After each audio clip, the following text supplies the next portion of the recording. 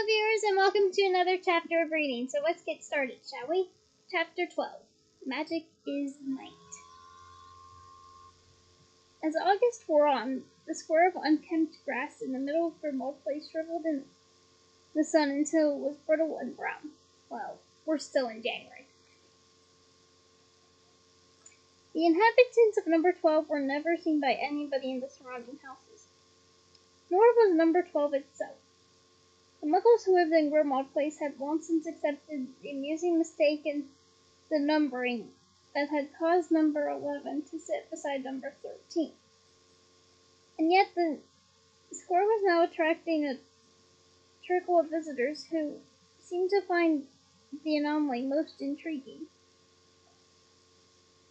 Barely a day passed without one or two people arriving in Grimmauld Place with no other purpose, or so it seemed, than to lean against the railings facing numbers 11 and 13, watching the join between the two houses. The workers were never the same 2 days running, although they all seemed to share a dislike for normal clothing.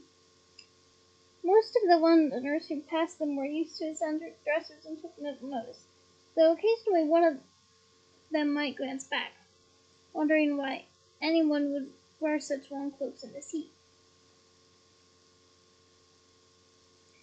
The watchers seemed to be gleaning little satisfaction from their vigil.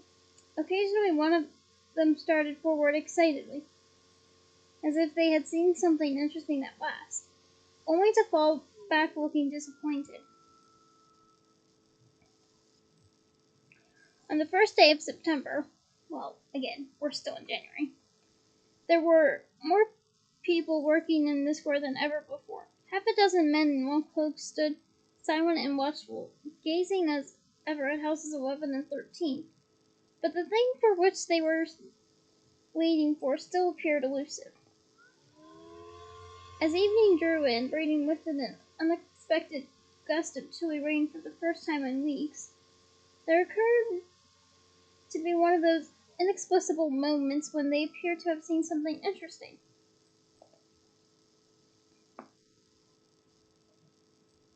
The man with the twisted face pointed, and his closest companion, a podgy, pallid man, started forward. But a moment later they had relaxed into their previous state of inactivity, looking frustrated and disappointed. Meanwhile, inside number 12, Harry had just entered the hall. He nearly lost his balance as he apparated onto the top step just outside the front door, and thought that the Death Eaters might have caught a glimpse of his momentarily exposed elbow. Shutting the front door carefully behind him, he pulled off the invisibility cloak, draped it over his arm, and hurried along the gloomy hallway toward the door that led to the basement, a stolen copy of the Daily Prophet clutched in his hand. The usual low whisper of "Severus Snape" greeted him. The chill wind swept him, and his tongue rolled up for a moment. "I didn't kill you," he said, once it had unrolled, then held his breath as the dusty Jinx finger exploded. He waited until he was halfway down the stairs to the kitchen, out of earshot of Mrs. Black and clear of the dust cloud, before calling, "I've got news, and you won't like it."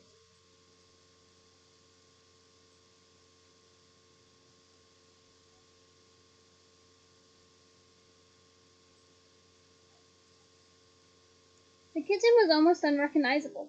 Every surface now shone. Copper pots and pans had been burnished to a rosy glow. The wooden tabletop gleamed.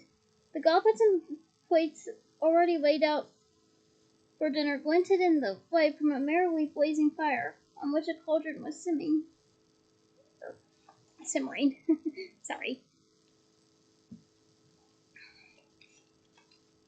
Nothing in the room, however, was more dramatically different than the house elf who now came hurrying toward Harry, dressed in a snowy white towel, his ear hair as clean and fluffy as cotton wool, Regulus's locket bouncing on his thin chest.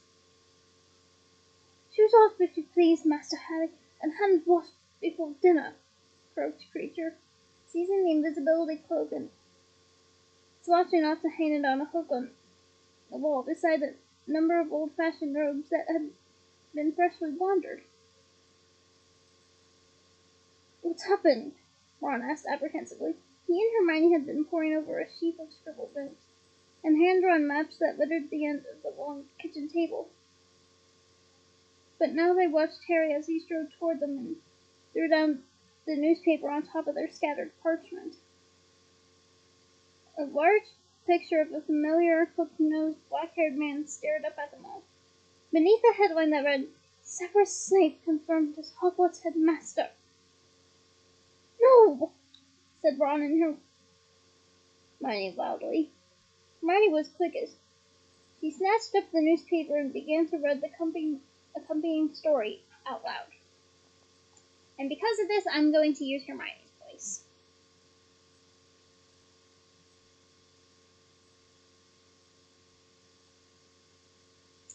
Severus Snape, long-standing potions master at Hogwarts School of Witchcraft and Wizardry, was today appointed headmaster in the most important of several staffing changes at the ancient school.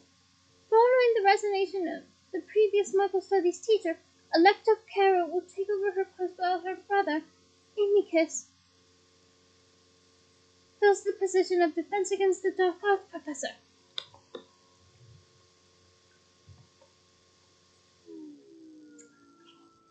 I welcome the opportunity to uphold our finest wizarding traditions and values. Like Snape committing murder and cutting off people's ears, I suppose. Snape, headmaster! Snape and Dumbledore study! Merlin's pants! She shrieked, making both Harry and Ron jump. She leapt up from the table and hurtled from the room, shouting as she went, "I'll be back in a minute!" "Merlin's pants?" repeated Ron, looking amused. "She must be upset." He pulled the newspaper toward him and perused the article about Snape. "The other teachers won't stand for this. McGonagall, Flitwick, and Sprout all know the truth.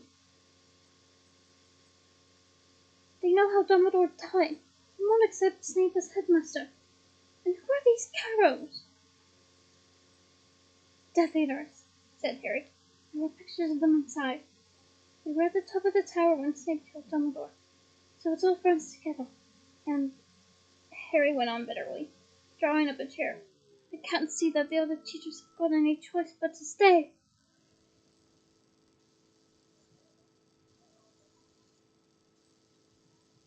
"If the Ministry and Voldemort are behind Snape, it'll be a choice between staying and teaching or a nice few years in Azkaban, and that's if they're lucky. I reckon they'll stay to try and protect the students." "That's a very good conclusion, Harry. And honestly, I wouldn't put it by the others."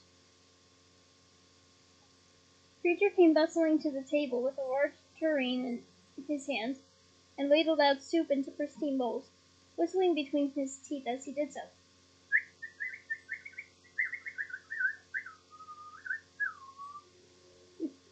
"Just some whistling for you."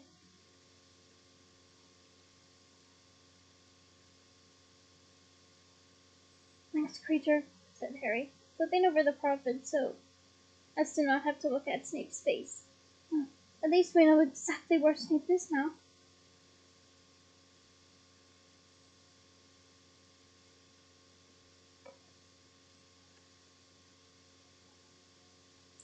He began to spoon soup into his mouth. The quality of Creature's cooking had improved dramatically ever since he had been giving Regulus his walker. Today's French onion was as good as Harry had ever tasted. That does sound good. Although, I wonder if Creature can make me Italian wedding soup instead. That's my favorite soup. I don't know why, but it just is.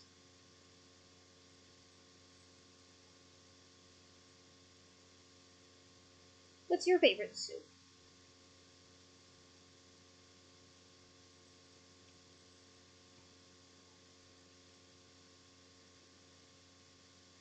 "There were still a load of Death Eaters watching the house," he told Ron as he ate.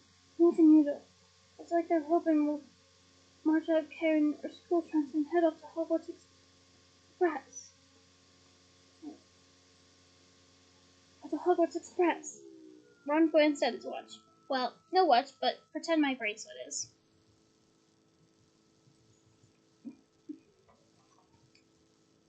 I've been thinking about it that all day. That's nearly 6 hours ago. Weird not being on it, isn't it? In his mind's eye, Harry seemed to see the Scarlet steam engine as he and Ron had once followed it by air, shimmering between fields and hills, a rippling scarlet caterpillar. He was sure Ginny, Neville, and Luna were sitting together at this moment, perhaps wondering where he, Ron, and Hermione were, or debating how best to undermine Snape's new regime. They nearly saw me coming back in just now, Harry said, and I hit so badly on the top step and the cloak slipped. I do that every time. Oh, here she is, Ron added, turning around in his seat to watch Hermione re-entering the kitchen. And what in the name of Merlin's most peggy wife runs was that about?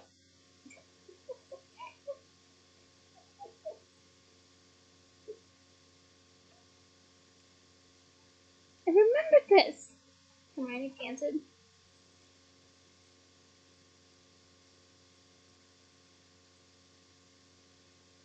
She was carrying a large framed picture, which she now lowered to the floor before seizing her small beaded bag from the kitchen sideboard. Opening it, she proceeded to force the painting inside, and despite the fact that it was patently too large to fit inside the tiny bag, within a few seconds it had vanished, like so much else, into the bag's capacious depths. Hermione, I would really like to know the incantation of that spell, because it would certainly come in useful. It would certainly be useful in the real world.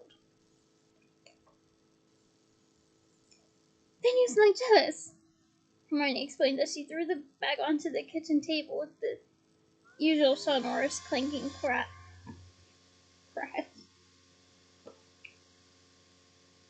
Sorry? Said Ron, but Harry understood. The painted image of Venus Nigelus Black was able to flip between his portrait in Grimmauld Place and the one that hung in the headmaster's office at Hogwarts, the circular tower-top room where Snape was no doubt sitting right now, in triumphant possession of Dumbledore's collection of delicate silver magical instruments, the stone pensieve, the sorting hat, and unless it had been moved elsewhere, foreshadowing, the sword of Gryffindor. Snape could send Venus Nigelus to look inside this house for him.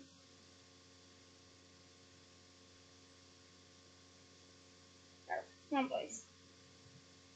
Snape could send Venus Nigelus to look inside this house for him, Hermione explained to Ron as she resumed her seat.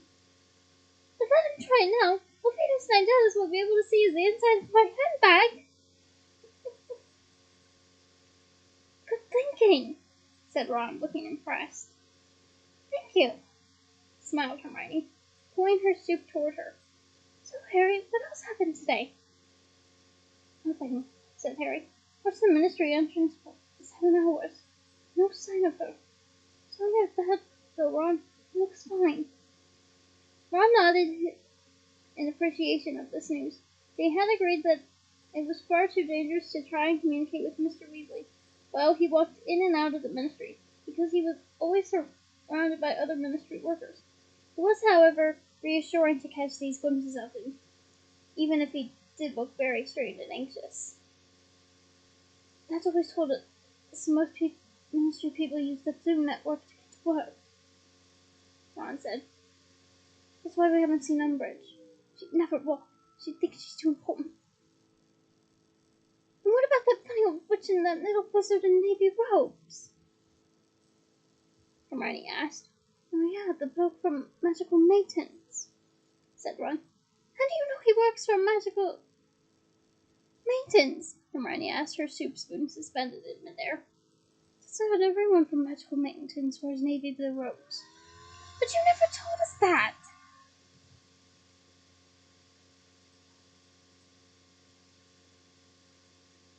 Hermione dropped her spoon and pulled toward her the sheaf of notes and maps that she and Ron had been examining when Harry had entered the kitchen. "There's nothing in here about leaving the robes. Nothing," she said, flipping feverishly through the pages. "Okay."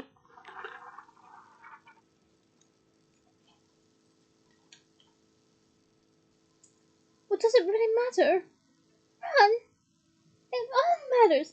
If we're going to get into the ministry, and not give ourselves away when they're bound to be on the lookout for intruders, every little detail matters. We've been over and over this. I mean, what's the point of all these reconnaissance trips if you aren't even bothering to tell us?" I mean, Hermione does have a good point.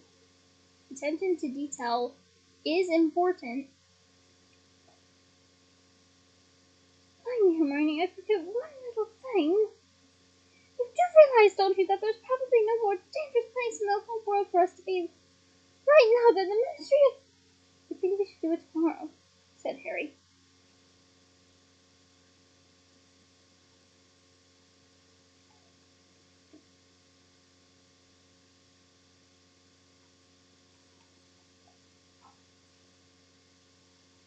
Hermione stopped dead, her jaw hanging. Ron choked and it over his soup.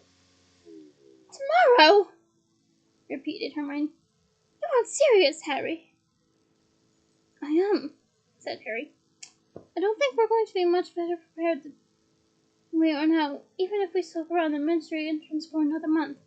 The longer we put it off, the farther away that locket could be. There's already a good chance Umbridge has tucked it away. The thing doesn't open."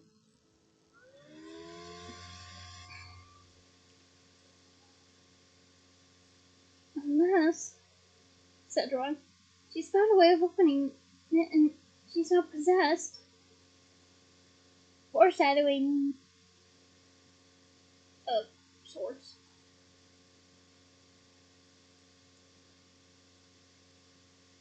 "It wouldn't make any difference to her. She was so evil in the first place." Harry shrugged. Hermione was biting her lip, deep in thought.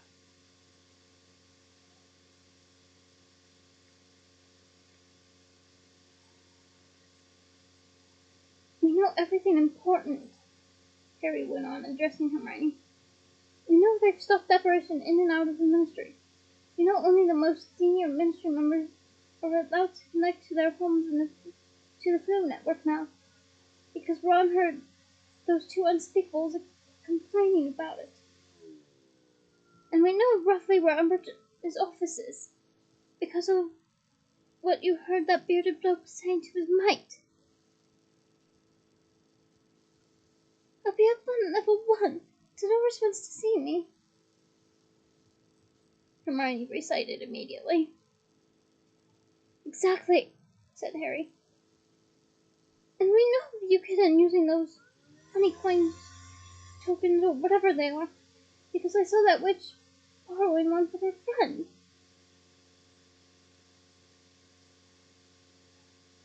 But we haven't got any. If the plan works, we will have," Harry continued calmly. "I don't know, Harry. I don't know. There are an awful lot of things that can go wrong. So much relies on chance."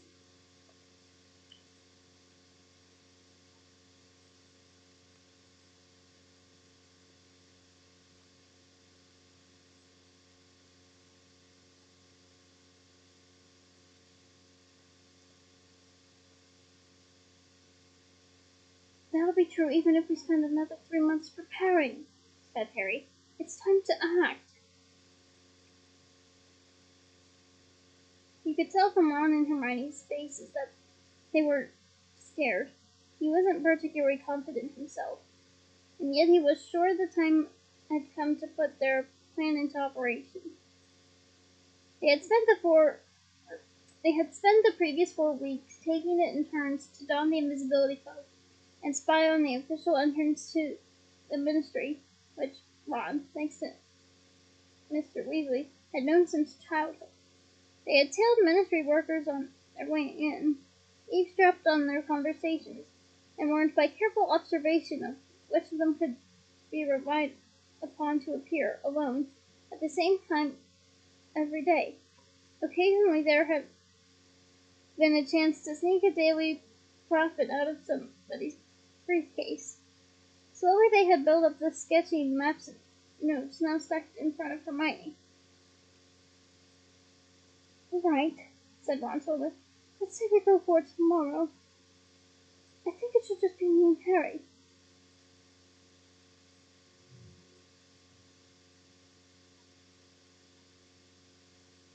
"Oh, don't start that again," sighed Hermione. "Don't we've settled this." "It's one thing hanging around the entrances of the cove, but this is different, Hermione." Ron dabbed a finger at a copy of the Daily Prophet dated 10 days previously. "We're on the list of Muggleborns who didn't present themselves for interrogation. And you're supposed to be dying of spattergoid at the Burrow. If anyone shouldn't go, it's Harry. He's got a 10,000 galleon price on his head." "Fine, I'll stay here," said Harry. "Let me know if you ever defeat Voldemort, won't you?" As Ron and Hermione laughed, pain shot through the scar on Harry's forehead. His hand jumped to it. He saw Hermione's eyes narrow, and he tried to pass off the movement by brushing his hair out of his eyes.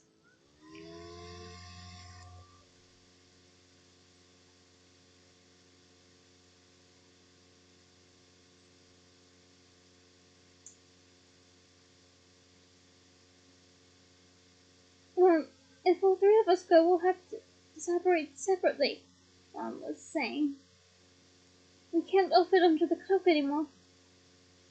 Harry's scar was becoming more and more painful. He stood up. At once Creature hurried forward. "Master has not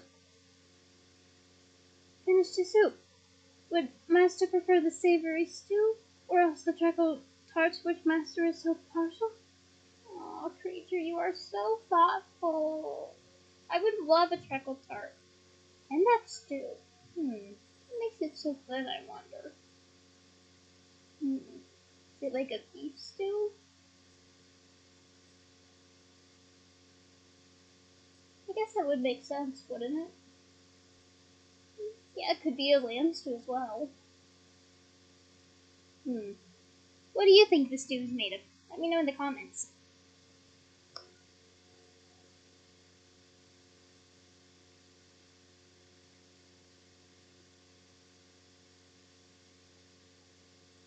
"Thanks, Creature, but I'll be back in a minute. Bathroom." Aware that Hermione was watching him suspiciously, Harry hurried up the stairs to the hall, and then to the first landing, where he dashed into the bathroom and bolted the door again. Grunting with pain, he slammed over the black basin with its taps in the form of open-mouthed serpents and closed his eyes. He was gliding along a twilit street. The buildings on either side of him had high timbered gables. They looked like gingerbread houses. Sounds tasty.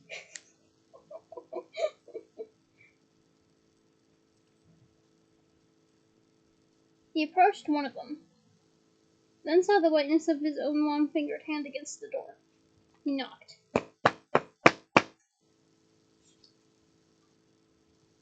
He felt a mounting excitement.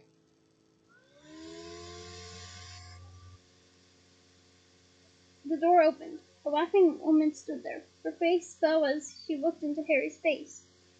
Humor gone, terror replacing it. "Gregorovitch, Gregorovitch," said a high, cold voice. She shook her head. She was trying to close the door.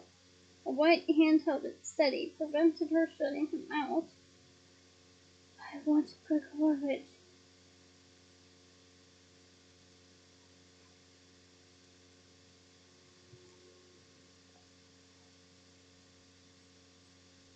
"I want him next tomorrow," she cried, shaking her head.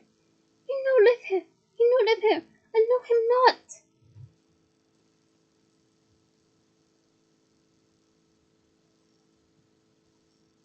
Sounds like German. And if I mispronounced but I'm sorry. German is a language I know, just not fluently. So, yeah. Just take it for what it's worth. Abandoning the attempt to close the door, she began to back away down the dark hall, and Harry followed, gliding toward her, and his long-fingered hand had drawn his wand. Where is he? Das ist ignite! Move! I know not! I know not! He raised the wand. She screamed, which I will not attempt. Two young children came running into the hall. She tried to shield them with her arms. There was a flash of green light.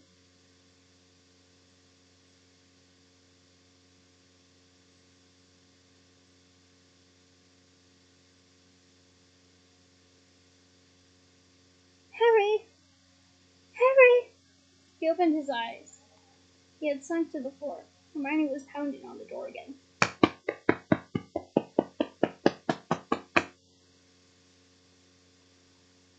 Harry, open up! He had shouted out. He knew it. He got up and unbolted the door. Hermione toppled inside at once, regained her balance, and looked around suspiciously. Ron was right behind her, looking unnerved as he pointed his wand into the corners of the chilly bathroom. Look what you're doing! Asked Hermione sternly. What do you think I was doing? Asked Harry with feeble bravado. You were yelling your head off, said Ron. Oh, yeah, I must have been awful. Harry, please don't insult our intelligence, Hermione said, taking deep breaths. You know your scarf downstairs, and your white as a sheet. Harry sat down on the edge of the bath. I've just seen Ron murdering a woman, and by now he's probably killed her whole family. Didn't mean to. It was such a all over again. They were just there. Harry, you weren't supposed to let this happen anymore! Hermione cried, her voice echoing through the bathroom.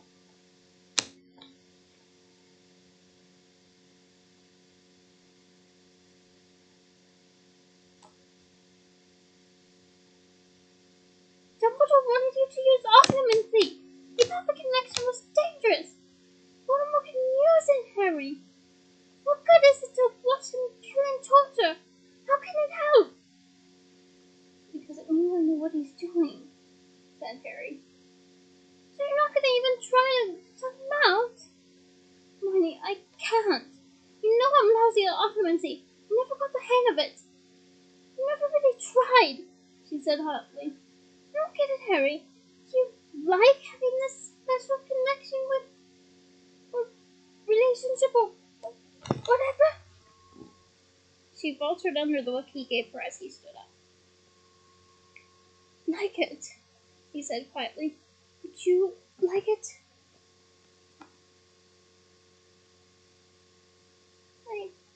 No.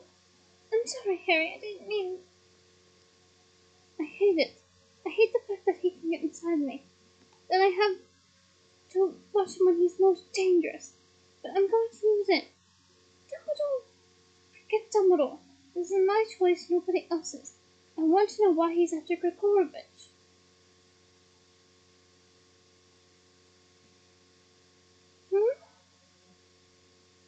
He's a born wand maker, said Harry. He made Crum's wand, and Crum reckons he's brilliant. But according to you, said Ron, Voldemort's got Ollivander locked up somewhere. If he's already got a wand maker, what does he need another one for?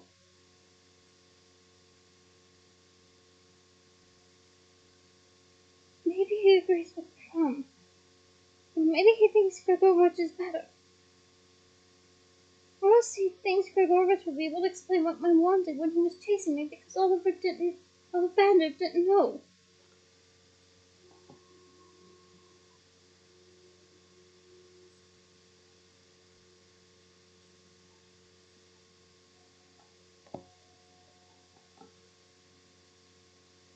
glanced into the cracked, dusty mirror and saw Ron and Hermione exchanging skeptical looks behind his back. Harry, you keep talking about what you wanted, Hermione said. But you made it happen. Why are you so determined to not take responsibility for your own power? Because I knew it wasn't me. And so does Voldemort, Hermione. We both know what really happened. They glared at each other. Harry knew that he had not convinced Hermione that she was marshalling counter-arguments, both against his theory on his wand and the fact that he was permitting himself to see into Voldemort's mind. To his relief, Ron intervened. Drop it, he advised her.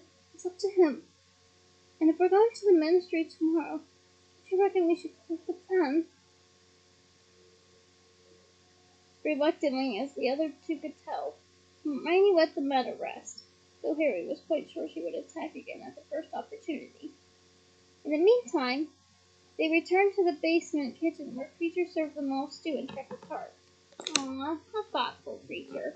I still would like to know what type of stew it is. They didn't get to bed until late that night, after spending hours going over and over their plans until they could recite it word perfect to each other. Harry, who was now sleeping in Sirius' room, lay in his bed with his wand light trained on the old photograph of his father, Sirius, Lupin, and Pettigrew, then muttered the plan to himself for another 10 minutes. As he extinguished his wand, however, he was thinking not of Polyjuice Potion, pukin pastils, or the navy blue robes of magical maintenance. He thought of Grigorovitch the Wand Maker, and how long he could hope to remain hidden while Voldemort sought him so determinedly.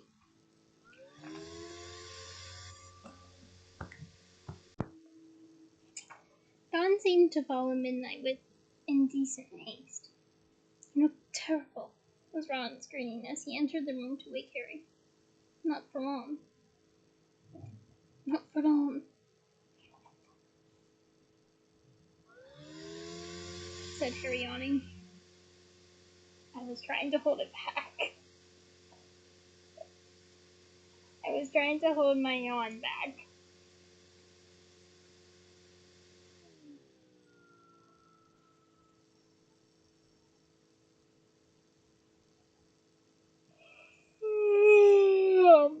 But I did not succeed. So there is my yawn. I really need to find that better synonym.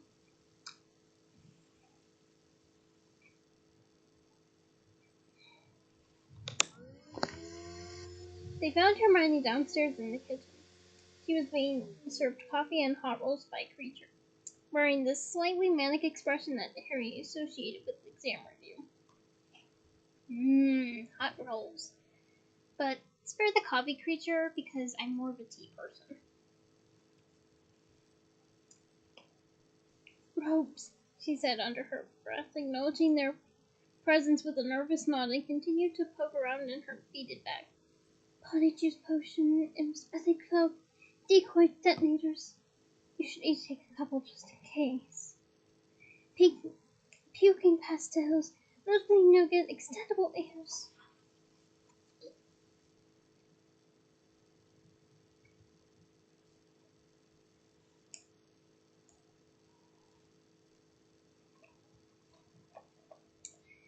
They gulped down their breakfast, then set off upstairs. Creature bowing them out and promising to have the steak and kidney pie ready for them when they returned. Aww. A poor Creature. An advanced Potterhead to know why.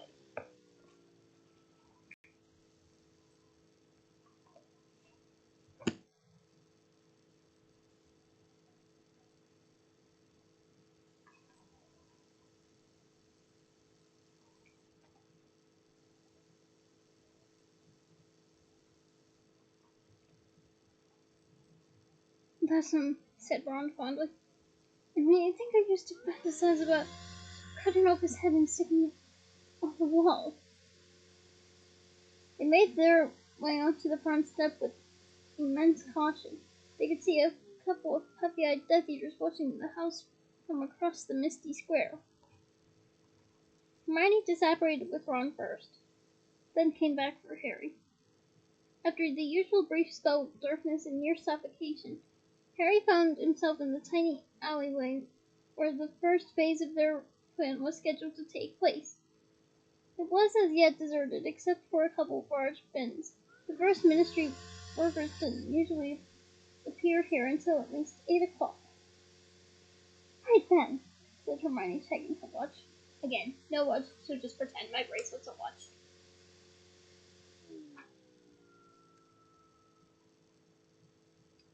She ought to be here in about 5 minutes. I've stunned her.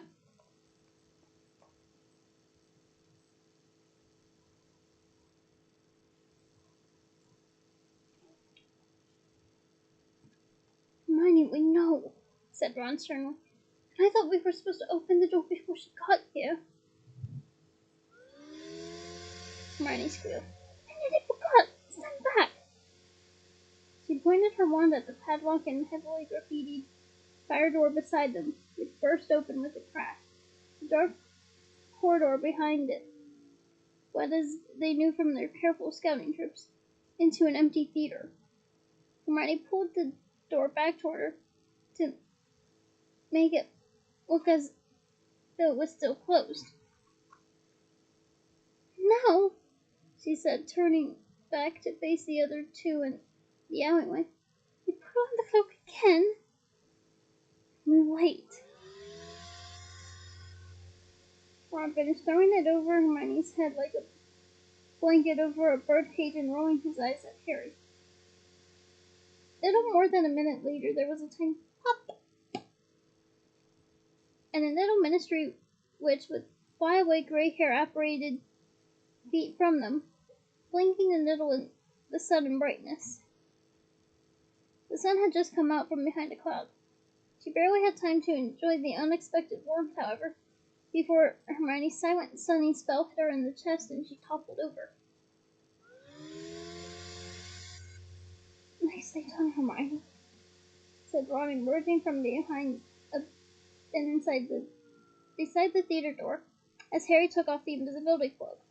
Together they carried the little witch into the dark passageway that led backstage. Hermione plucked a few hairs from the witch's head and added them to a flask of muddy polyjuice potion she had taken from the beaded bag. Ron was rummaging through the little witch's handbag. She's without a hopcock, he said, reading a small card that identified their victim as an assistant in the improper use of magic office. I told you that name was foreshadowing. Better take this, Hermione, and here are the tokens.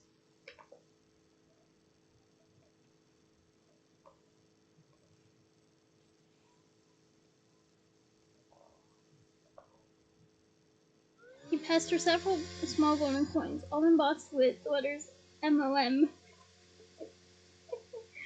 I know it's for Ministry of Magic, but it spells mom, which I think is... I'm sorry, but it's... I find it funny that it just works.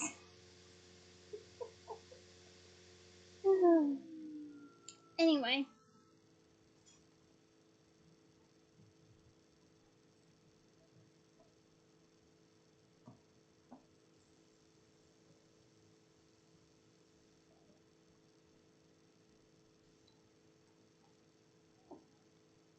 Which he had taken from the witch's purse. I don't know if I read that part or not, so I'm rereading it just in case. Hermione drank the polyjuice potion, which was now a pleasant heliotrope color, and within seconds stood before them the double of Mafalda Hopkirk. As she moved Mafalda's spectacles and put them on, Harry checked his watch. Again, no watch, but just pretend. Morning light. Mr. Magical Maintenance will be here any second. They hurried to close the door on the real Mafalda. Harry and Ron threw the invisibility cloak over themselves, but Hermione remained in view, waiting. Seconds later, there was another pop, and a small fairy-looking wizard appeared before them. Oh, hello, Mafalda. Excuse me.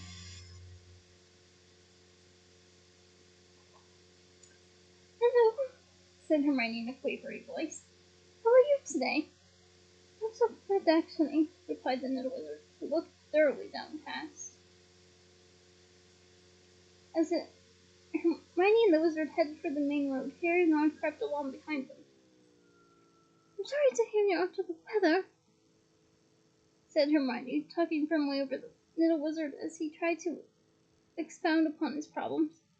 It was essential to stop him from reaching the street. Here, have a sweet. Eh? No thanks. I insist, Hermione said Hermione aggressively, shaking the bag of pastils in his face, looking rather alarmed. The little wizard took one. The effect was instantaneous.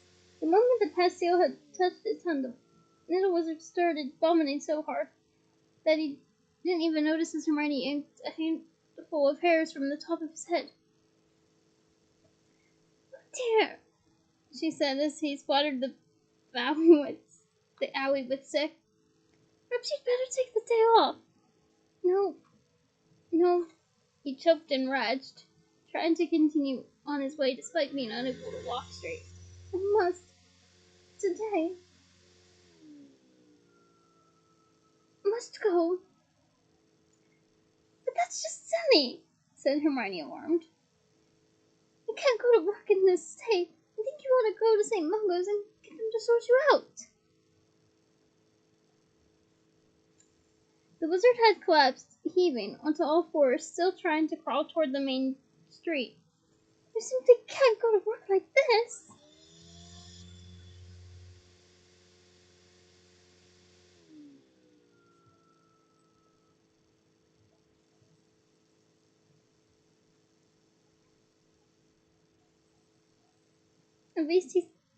At last he seemed to accept the truth of her words.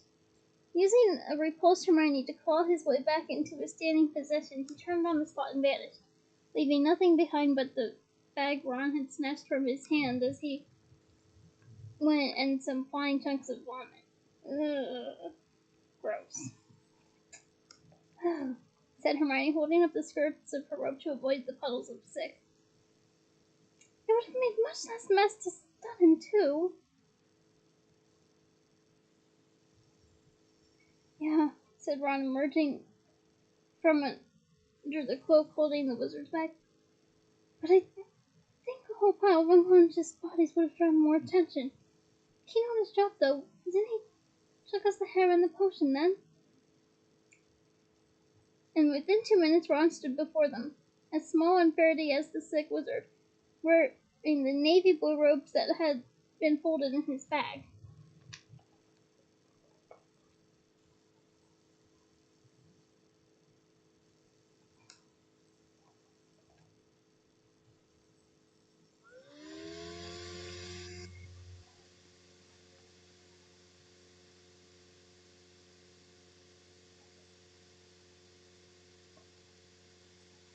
Weird he wasn't wearing them today, wasn't it?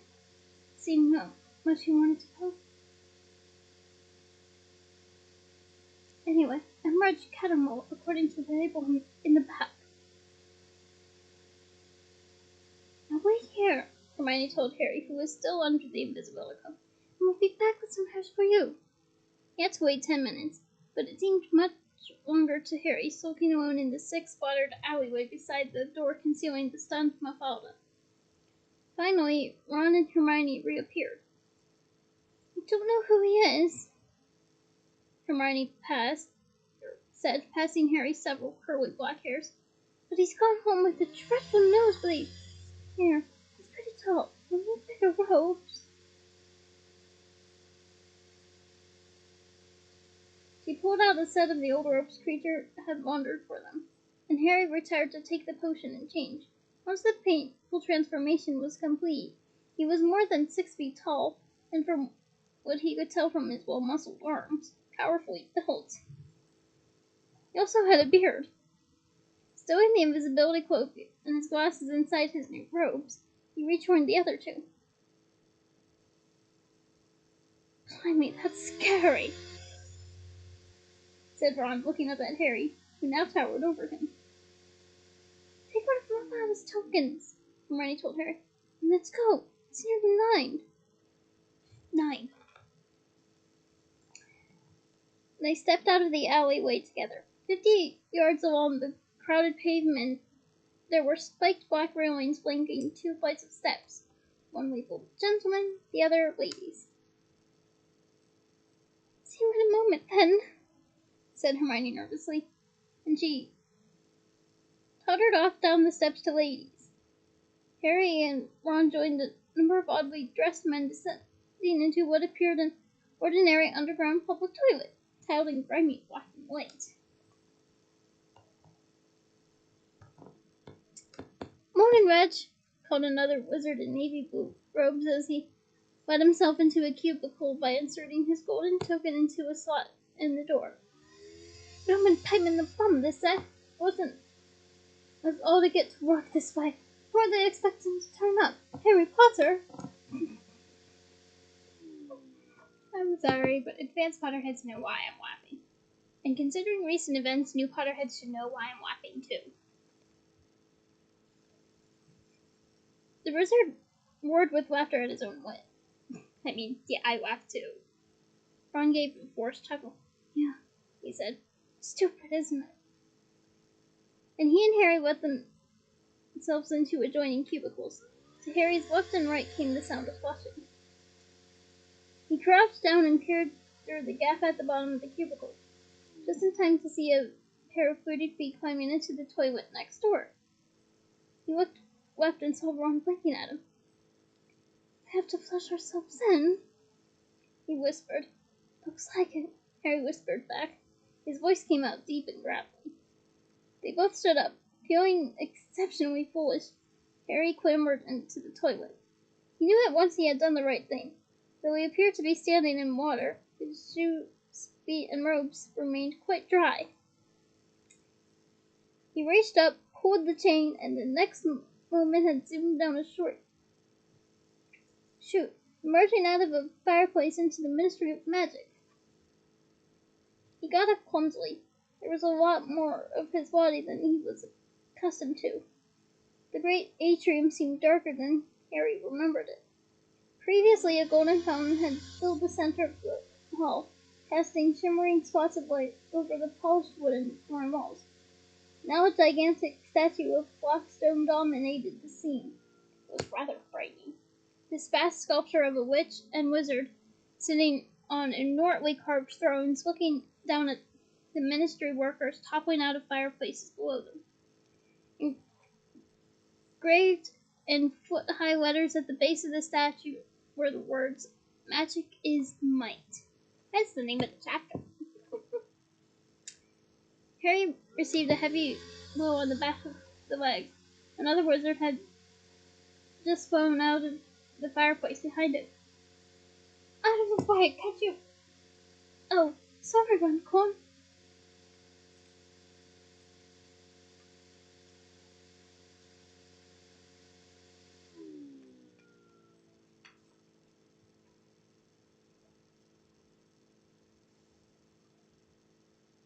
Clearly frightened, the balding wizard hurried away.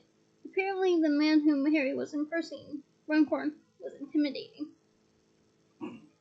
I mean, to be fair, Harry, you can be intimidating all on your own, so it's not too far off. just to point it out there. Or put it out there. Moving on, said a voice, and he looked around to see a wispy Niddle witch and the Verity wizard from magical maintenance gesturing to him from over beside the statue. Harry hastened to join them. You got in all right then, Hermione whispered to Harry. No, he's still stuck in the bog, said Ron. You're very funny. It's horrible, isn't it? She said to Harry, who was staring up at the statue. Have you seen what they're sitting on?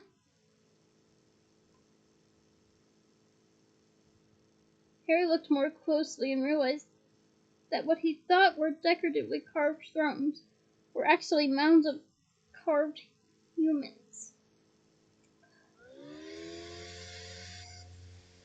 Hundreds and hundreds of naked bodies, men, women, and children, all with their rather stupid, ugly faces twisted and pressed together to support the weight of the handsomely robed wizards.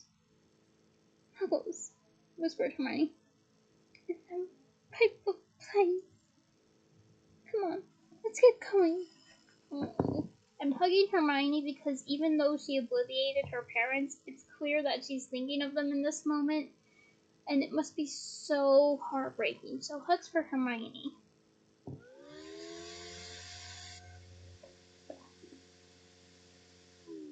They joined the stream of witches and wizards moving toward the golden gates at the end of the hall, looking around as surreptitiously as possible, but there was no sign of the distinctive figure of Dolores Umbridge. They passed through the gates and into a smaller hall where queues were forming in front of 20 golden grills housing many lips. They had barely joined the nearest one when a voice said, "Catch 'em all!"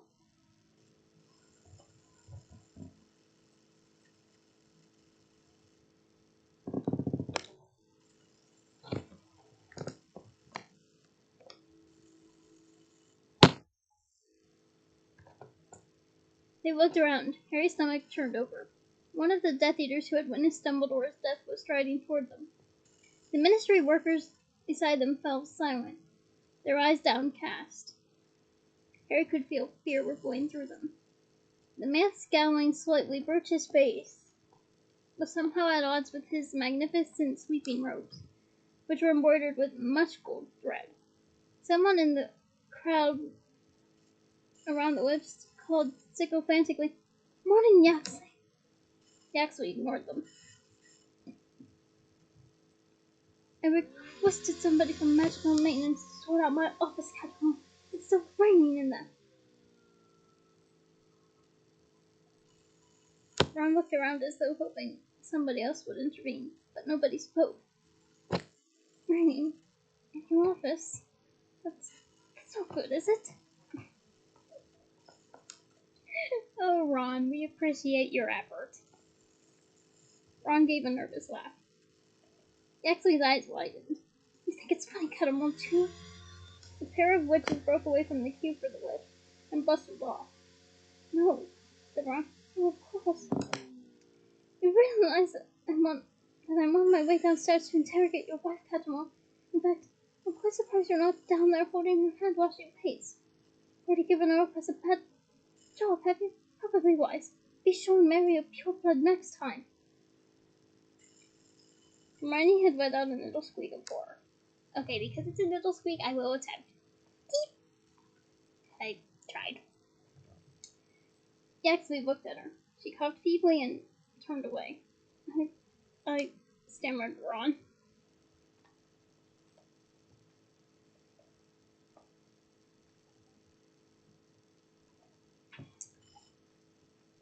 "But if my wife were accused of being a mudblood," said Yaxley, "not that any woman I married would ever be mistaken for such filth.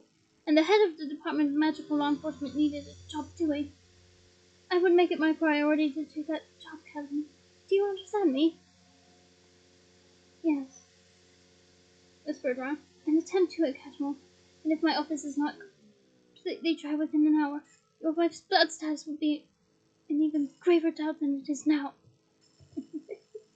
Okay, I don't mean to laugh, but this is just brilliant foreshadowing on J.K. Rowling's part because of what happens with Ron at the end of the book. I don't want to give out too much spoilers, but it's just brilliant foreshadowing. I mean, in a way, of course, but it's still foreshadowing, and I love it. Moving on. The golden grill before them clattered open, with a nod and unpleasant smile to Harry, who was evidently expected to appreciate this treatment of Cattermole. Yaxley swept away toward another lift. Harry, Ron, and Hermione entered theirs. but nobody followed them. It was as if they were infectious. The girl shook with a clang and the lift began to move upward. What am I going to do? Ron asked the other two at once. They looked stricken. If I don't turn up, my wife, Cattermole's wife. That reminds me of Ron. You don't have a wife. Oh yeah, from the films. But I don't mean to laugh again, but it's just I still love this foreshadowing because this is still foreshadowing of sorts, and I just love how brilliant it is. Moving on. I'll come with you. Sit together, began Harry, but Ron shook his head feverishly. That's mental. You haven't got much time. You two find Umbridge. I'll go and sort out FC's office. But how do I stop it raining? Try Finity and Catum, said Hermione at once. That should stop the rain if it's a hex or curse. If it doesn't, something's gone wrong with an atmospheric charm, which will be more difficult to fix. So as an interim measure, try Impervious to protect his belongings. Say it again slowly, said Ron, searching his pockets desperately for a quill. But at that moment the lift juddered to a halt. A disembodied female voice said, Level 4, Department for the Regulation and Control of Magical Creatures, incorporating Beast, Being, and Spirit Divisions, Goblin Liaison Office, and Pest Advisory Bureau. And the girls slid open again, admitting a couple of wizards and several pale violet paper airplanes that fluttered around the lamp in the ceiling of the lift. Ooh, I can confirm pale violet is such a pretty color. Like, it is so pretty. Like, I love it.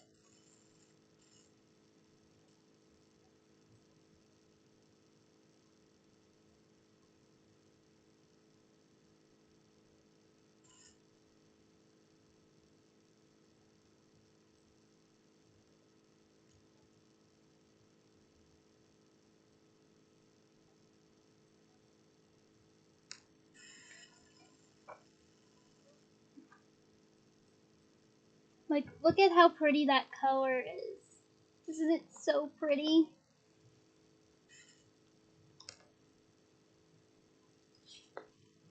Moving on.